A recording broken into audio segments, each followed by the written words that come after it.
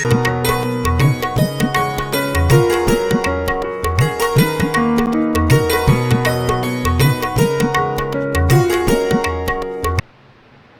हम अपना मान रहे थे, जिससे सुख की अनुभूति चाह रहे थे, बस वो हमको दुख की अनुभूति देने लगा। व्यक्ति नहीं बदला, वस्तु नहीं बदली, बस राग बदल गया। व्यक्ति नहीं बदला, वस्तु नहीं बदली, बस राग बदल गया। सुख भूत दिख लग रहा था, वही दुख भूत हो गया। तो कह रहे हैं सप्रम जगत के जितने भी सुख हैं ये पर की अपेक्षा लिए हैं। जैसे ही उसने हमारी इच्छा के अनुसार काम नहीं किया, बस ये हमारे लिए दुख भूत है। गुरु भी आपको, प्रभु भी आपको तभी तक अच्छे लग रहे हैं जब तक आप जैसा चाह रहे हैं वैसा कर रहे हैं। ये भगवान बोलने लगे, कह रहे हैं बेटा अभिषेक करना है तो रात ही भोजन त्याग करना पड़ेगा, तुम सब भग जाओगे, कोई ना खड़े होगे। अभिषेक करना है, भगवान आज बोलते होते कहते अभिषेक करना है मेरा, प्रक्षालन करना है तो तुम्हें त्याग करना पड़ेगा। तुम उठ के भग लेते, भैया हम आ ही नहीं रहे भगवान, आप तो बैठे रहो अकेले ऐसे। गुरु महाराज बोल दें कि भैया जिसको आहार देना है उसको तो रात्रि भोजन त्याग करना पड़ेगा, अभक्ष त्याग करना पड़ेगा, सब भग जाएंगे। महाराज आप के लिए ले लो आहार, हमें ना देने। आप गुरु को भी तभी मान रहे हो जब आपके इच्छा के अनुसार चल रहे हैं। अरे अच्छी बात है, अच्छा कुछ छुड़वाते नहीं है, त्याग नहीं कराते, कुछ नियम देते, चलो हार दे ले रहे हैं, क्योंकि हमें छोड़ना ही नहीं है, हमें छोड़ना नहीं है और महाराज जी छुड़ा भी नहीं रहे, ये बढ़िया काम है। यदि छुड़ाते होते, हमें छोड़ना नहीं होता और वो छुड़ाते होते, अरे नहीं हाथ जोड़ते हम तो दूर से, हम तो नहीं जा रहे, ये छुड़ा देंगे, वो छुड़ा देंगे। नहीं होता। जब कोई ऐसे महाराज माता जी आ जाएं जो त्याग दिलाते हैं तो आदमी दूर से भगता है, दूर से। उसे मतलब नहीं गुरु हैं कि कौन है कि दर्शन करना चाहिए, बैठना चाहिए, कुछ नहीं, वो दूर से भग जाएगा। अरे वो तो त्याग नियम जाते। इन्हें कब तक आप अपना मान रहे हो? जब तक ये आपके जैसा आप चाहते हो वैसा आपके अनुकूल उनकी प्रवृत्ति चल रही है तो आपके लिए अपने हैं, नहीं तो यही माताएं बुराई करना प्रारंभ कर देती हैं। इनके अनुकूल चलें। जब इन्हीं में ईर्ष्या आती है, दो माताएं एक साथ ईर्ष्या पैदा कर लें और मान लो एक को आगे में अवसर ज़्यादा मिलता हो और दूसरे को अवसर कम मिलता हो। दो लोग हैं, दो व्यक्ति हैं, किसी भी जगह पे, चाहे आहार के हों, चाहे क्लास के स्थान हो, चाहे कोई सा भी स्थान है, किसी एक व्यक्ति को अधिक स्थान मिलने लगे और दूसरे व्यक्ति को स्थान कम मिले, उसके अंदर ईर्ष्या आ जाएगी और तुरंत वो उन्हीं गुरु की बुराई करना पड़ा। अरे वो तो ऐसे हैं, उसी को ध्यान देते हैं, उसी से लेते हैं, उसी को देखते हैं, पता नहीं क्या बात है। मतलब आपको पूछते, आपसे लेते, आपको स्थान देते तो अच्छे थे, दूसरे को स्थान दे दिया, दूसरे को सम्मान दे दिया, सो वैसा करते। हमारी इच्छाएं पूर्ति नहीं हुई तो हमको तो गुरुओं में भी दोष दिखाई देते हैं। हमारी इच्छा पूर्ति हो गई तो सब अच्छा, सब परम पर के अधीन है। जितना भी सुख है, जिसे हम सुख मान रहे हैं, वो सुख पराधीन है। इसलिए आचार्य ये सुख नहीं है, दुख है, कि जैसी वो वस्तु हटी दुख थोड़ा रहा। हाँ, जैसे इन माताओं का मेकअप होता है ना, पराधीन। मेकअप रहा तब तो बहुत अच्छा लग रहा है, और जैसे ही चेहरा धुला, अब जो ओरिजिनल हैं सुंदर वो तो दिख जाएंगे, लेकिन जो सुंदर थे नहीं और जो सुंदर बने थे पर का सहारा लेके, एक तो सुंदर होते हैं और एक सुंदर बने जाते हैं। तो जो सुंदर बने थे पर का सहारा लेके, जैसे ऊपर का सहारा हटा तो अपने वही दुख का दुख। फिर वो अपना चेहरा देखते हैं, अरे कितना अच्छा लग रहे थे। फिर फोटो देखते हैं अपना, बार बार जो फोटो खिंचाया था। शादी में जब जाते ना आप तो बढ़िया फोटो मेकअप करके जब जाते तो बढ़िया अच्छा फोटो आता है, बड़ा सुंदर सुंदर फोटो आता है, और खींचने वाला भी बढ़िया अच्छा खींचता है। तो आप जब फोटो मिलता है, ओह कितने अच्छे लग रहे हैं अपन। तो काले भी उसमें गोरे दिखते हैं। काले लोग भी हमने देखा ऐसे एकदम काले लोग थे बिल्कुल। और जब किसी एक शादी में गए तो बढ़िया मेकअप करा के वो लोग गए, और जब उनके बाद में उन्होंने फ़ोटो खिंचाया तो कैमरे वाले ने थोड़ा और गोरा कर दिया, थोड़ा मेकअप वाले ने गोरा कर दिया। बच्ची खुशी कसर किसने निकाल दी, कम कर दी, कैमरे वाले ने, उसने और बढ़िया गोरा कर दिया। अब जब वो फ़ोटो आया उसका, मेरा कितना सुंदर फ़ोटो, इधर फ़ोटो देखे बहुत खुशी हो, और दर्पण में अपने चेहरे को देखे तो दुख भी हो जाए। फ़ोटो तो बहुत सुंदर था, लेकिन ओरिजिनलिटी में अब कितने, मेकअप तो थोड़ी देर ही चलेगा ना, तो मेकअप तो थोड़ी देर ही चलेगा, तो वो तो घंटे 2 घंटे 4 घंटे का। अब फ़ोटो में तो रह गया, लेकिन ओरिजिनलिटी में तो चेहरा धोना ही पड़ेगा, आज नहीं तो थोड़ी देर बाद धोना पड़ेगा, घंटे 2 घंटे 6 घंटे बाद धोना पड़ेगा। अब चेहरे पर तो बहुत दाग धब्बे हैं, लेकिन मेकअप में कुछ नहीं दिख रहे थे। अब इधर फ़ोटो देख रहा है सुंदर है, इधर चेहरा फिर अपना दर्पण दिखता है, फिर अंदर दुखी हो रहा है, अरे काश मेरा भी ऐसा सुंदर चेहरा हो जाता। सपरम पराधीन, सारा सुख पराधीन, बाधा सैदम, बाधा से युक्त है, कभी मिलता है कभी नहीं मिलता है, कभी मिलता है कभी मिलता है।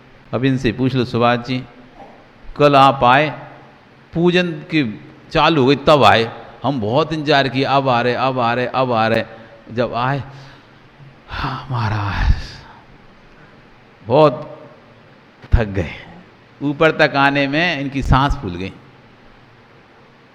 और आते आते ऐसे हाँप रहे थे, बैठने दो थोड़ी देर बैठने दो। ये शरीर क्या पहले भी ऐसे ही था क्या? जब तुम गोलू की उम्र के थे तब भी ऐसे ही था क्या शरीर? तब तो हमसे पहले पहुंच जाओ ऐसा शरीर था। लेकिन अब जो शरीर पहले सुख देता था, अब वही शरीर भारी हो गया है, चलते उठते नहीं बनती है, अब ज़्यादा दौड़ा भागी नहीं होती है। अब वो शरीर कुछ दौड़ा भागी कर दें तो वही दुख देने लगता। विच्छिन्नम, जो शरीर से मिलने वाला सुख था अब वो नष्ट हो गया हमारा। अब नहीं है वो शरीर में सुख कि कुछ भी खा लो, कुछ भी पी लो, कैसे भी दौड़ लो, कैसे भी भाग लो। अब तो संभल के खाना पड़ता है, संभल के रहना पड़ता है, संभल के चलना पड़ता है। तो थोड़ा सा ही स्लिप हुआ, पट्टा चढ़ जाना है, थोड़ा सा भी गिरे तो फिर नहीं उठ पाने हैं। इस शरीर से विच्छिन्न, तो जितने भी सुख हैं जगत के वे सब नष्ट होंगे, और हो ही रहे हैं, देख ही रहे, स्पष्टता देख रहे हैं। मकान बनाया था, जब बड़ा सुख था, मकान मकान मकान मकान, अब धीरे धीरे धीरे मकान वो देखते देखते 20 साल निकल गए, 25 साल ने, और जर्जर होने लगा वो, अब टूटने लगा। अब उसमें आनंद ही नहीं आता मकान में, अब ऐसा लगता है कि इसको तोड़ के दोबारा से बनाए। अब पुराना लगने लगा। कपड़ा था, लाए थे नया कपड़ा नया कपड़ा नया कपड़ा, बड़ा शौक से पहन रहे थे, शौक से पहन रहे थे, 4-5 दिन पहन लिया, 4-5 बार पहन लिया, अब ऐसा लगता है कि कोई दूसरा दिला दे, ये कब तक इसको पहनते रहे। अब उससे सुख ही नहीं आ रहा, नष्ट होगा इसको सुख। अब कोई कहे नहीं 1 साल तो कम से कम चलाओ, 1 साल चलाना पड़ेगा। जब खरीदे तब तो ऐसा लग रहा था बहुत सुंदर है, ऐसे तो खरीदना, आज ही खरीदना, अभी खरीदना है। अब खरीद लिया, 2-4 बार पहन लिया, 6 बार पहन लिया, अब ऐसा लग रहा है कब ये हटे। पहले क्या था, वो चप्पलें वप्पलें खरीदते थे, 2-4 चप्पल यदि में अच्छे वाले खरीदे, लंबे समय तक चलते थे, फिर ऐसा लगता है कब टूटे तो दूसरे खरीदने मिले। तो घर में तभी दूसरा खरीदने मिलता जब पहला टूटता था। जब तक पहली चप्पल ना टूटे आदमी दूसरी कहाँ खरीदता है। पहला जूता खराब ना हो, जो पहनता रहता है वो खराब ना हो तो दूसरा जूता नहीं खरीदता। जो चप्पल पहना रहा है वो चप्पल चलती रहे तो दूसरी चप्पल नहीं खरीदता। अब मन भी भर जाए, बोरी हो जाए, अब सोचते हैं कोई उठा पहन जाए, कोई पहन जाए, टूट जाए तो हम दूसरी खरीदें। विच्छिन्नम, कुछ समय का सुख है, उसके बाद उस वस्तु से सुख मिलना बंद होता है, विच्छिन्न हो जाता है, नष्ट हो जाता है। बंधे कारणम, और जो सुख है उस सुख के बाद उसका जो फल प्राप्त होता है वो विषम बंधक का कारण बनता है, अशुभ बंध का कारण बनता है। तो बंध, भोग भोगने के समय आदमी अपने आप को सुख महसूस करता है, भोग भोगने के बाद उससे जो कर्म का बंध होता है, फिर जब उसका उदय आता है फिर दुखी होता है।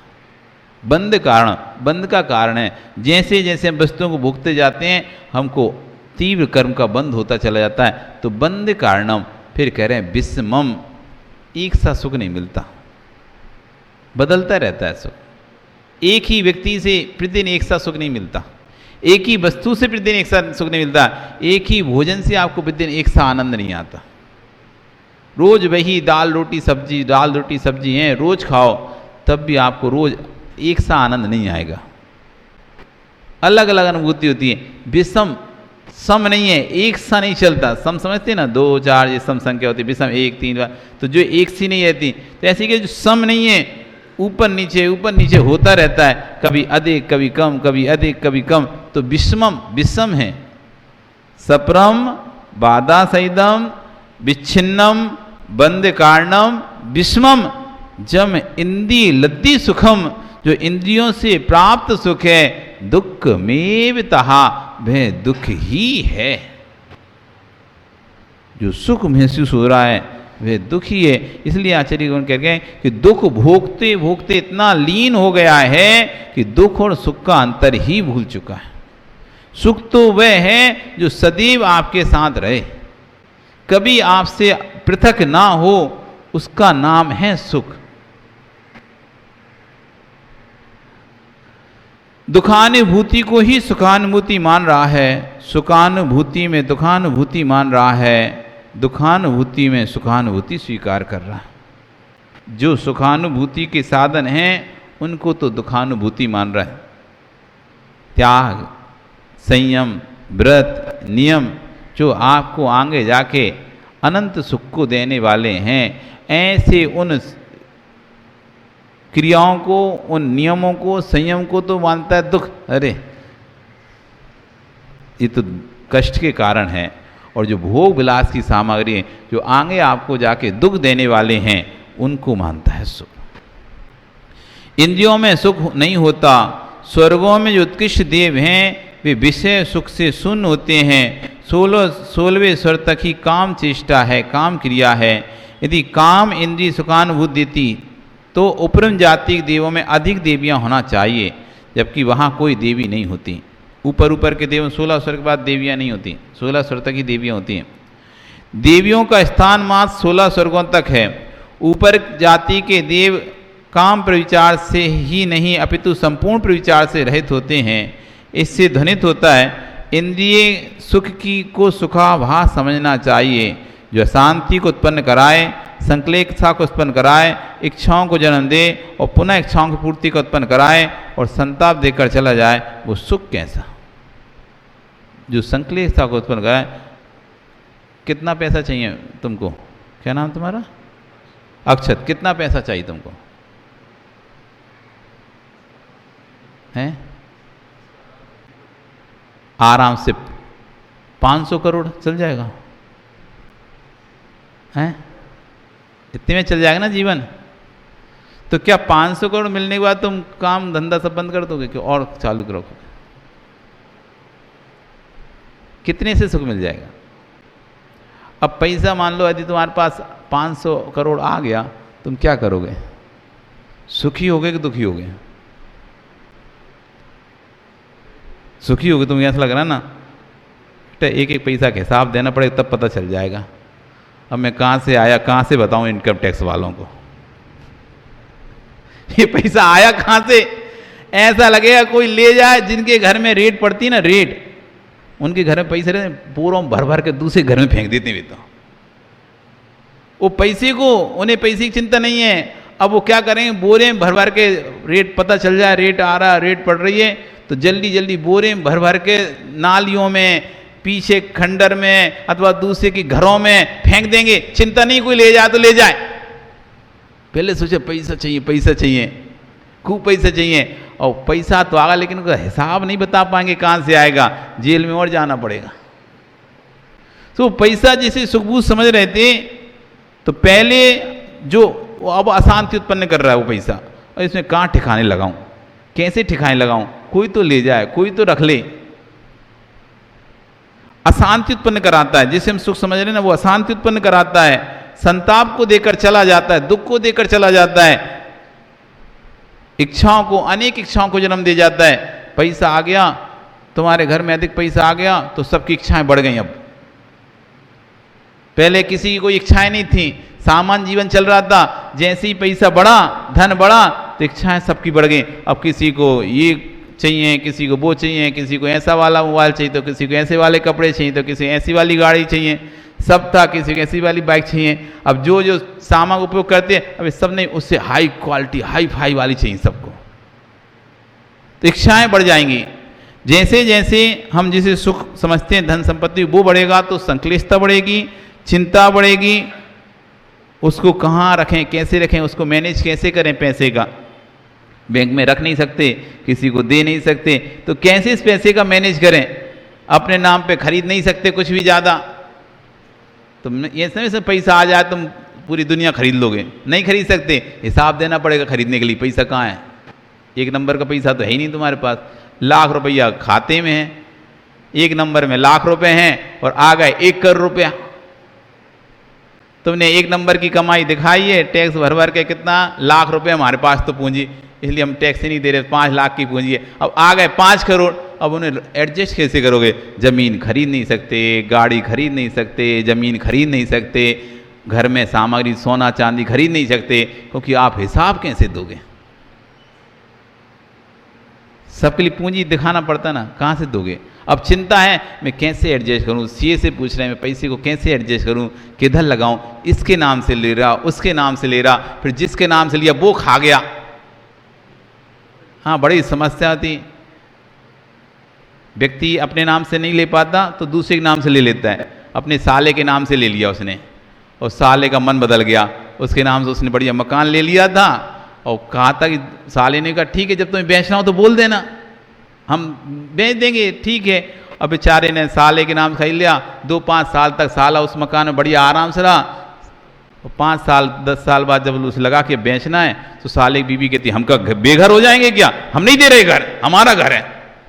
अब बेचारा साले को तुम चुप रहना, मेरे नाम से लिया है ना, अब साल ने भी क्या अपनी पत्नी के नाम से लिया था, तो मैं नहीं करूँगी साइन, और दूसरा देखते ही रह रहा है, लो संपत्ति संचय क्या रही थी कि कल को काम में आएगी, अपने नाम से नहीं खरीद, दूसरे नाम खरीदी थी, वो बदल गए, नहीं दे रहे, अब कर लो तुम्हें जो करना है, क्या करोगे, संताप।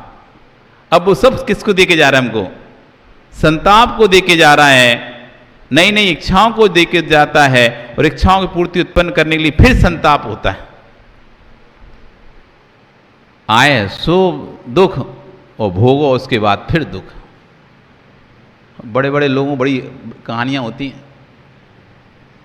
पैसा खूब खर्चा करते हैं और खूब बढ़िया शादी करते हैं, विदेशों से देशों से जहाँ से भी करना है, वो बड़े खुश से तुमने बड़ी शादी की, खूब पैसा खर्चा किया, बाद में इनकम टैक्स वाले सब पता कर लेते हैं तुमने कितने करोड़ खर्चा किए, आ जाते हैं बताओ ये तुमने इतनी शादी में खर्चा किए, कहाँ से आए इतने पैसा।